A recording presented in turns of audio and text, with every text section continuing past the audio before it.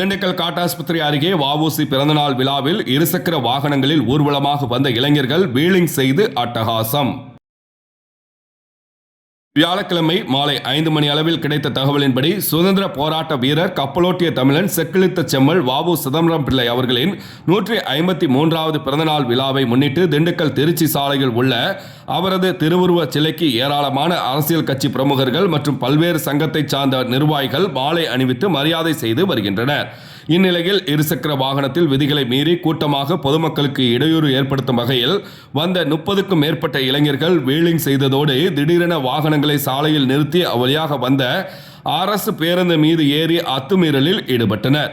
இதனை அடுத்து போலீசார் கண்டித்தும் அதனை கண்டுகொள்ளாமல் தொடர்ந்து அராஜகத்தில் ஈடுபட்ட இளைஞர்கள் பின்னர் தப்பாட்ட கலைஞரை போலீசார் வாகனத்தில் ஏற்றியதாக திடீரென சாலையில் அமர்ந்து வாக்குவாதத்தில் ஈடுபட்டனர். தொடர்ந்து போலீசார் தப்பாட்ட கலைஞரை வாகனத்தில் இருந்து இறக்கிவிட்டதும் கலைந்து சென்றனர். விதிகளை மீறி காவல்துறையினர் முன்னரே பொதுமக்களுக்கு இடையூறு ஏற்படுத்திய இளைஞர்கள் மீது காவல்துறை நடவடிக்கை பாயுமா என பொதுமக்கள் கேள்வி எழுப்புகின்றனர்.